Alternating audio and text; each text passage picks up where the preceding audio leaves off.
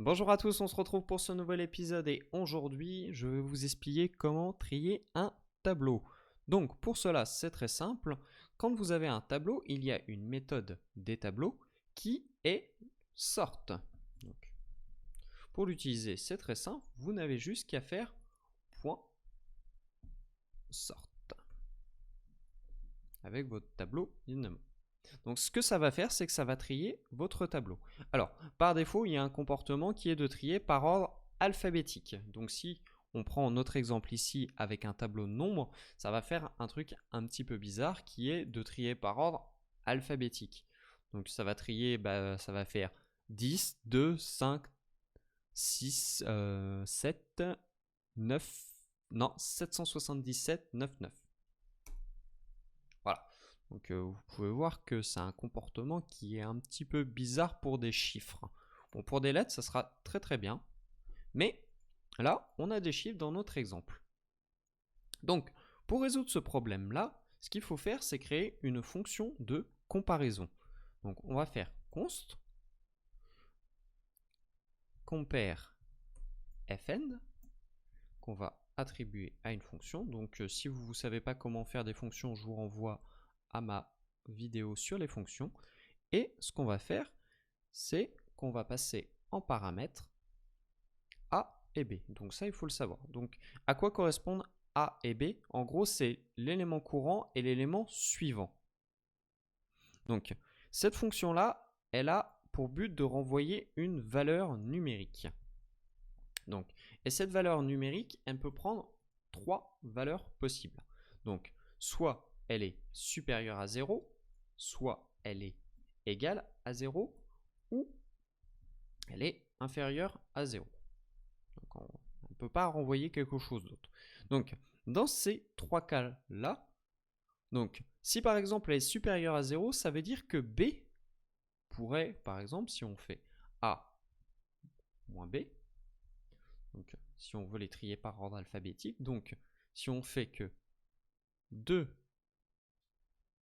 moins 5 égale moins 3, on arrive dans le cas suivant. Donc c'est le troisième cas où c'est inférieur. Donc là, on ne fait rien. Donc soit on a le cas 0, donc qui est le cas du 9 moins 9. Donc dans ce cas-là, si vous avez deux éléments qui se suivent et le résultat est 0, vous ne faites rien.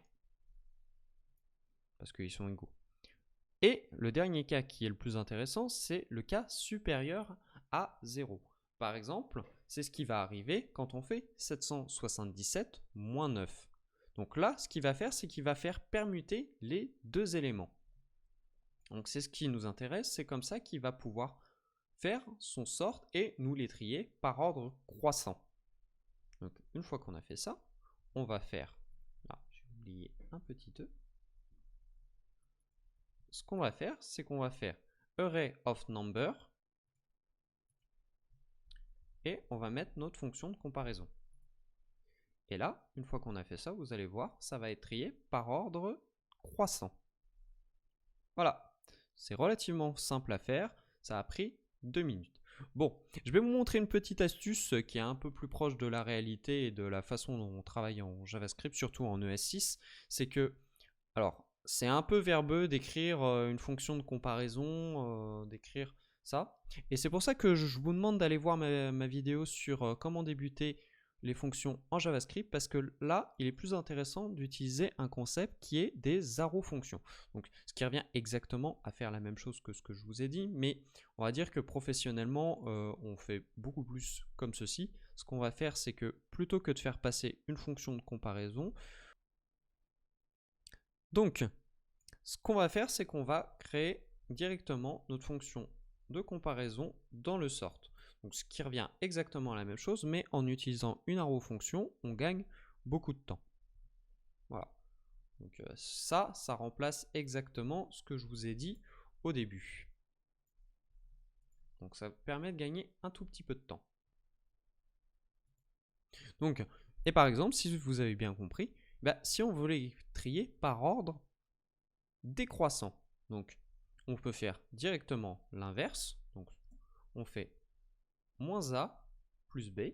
Donc, et là, vous allez voir qu'on peut trier dans le sens inverse.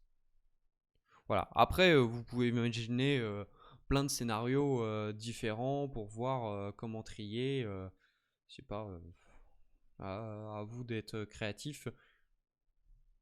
On pourrait imaginer, on va faire un petit test. Allez, j'ai jamais testé. Je vais tester avec vous, mais par exemple, on pourrait imaginer, moi ce que je voudrais, c'est trier les pairs d'un côté et les impairs de l'autre. J'ai jamais essayé de faire ça. Comme ça me permettra de vous introduire une notion qui est le modulo. Donc si je ne me trompe pas, le modulo en JavaScript, ça se fait. Comment ça se fait un modulo? Moi je dirais comme ça.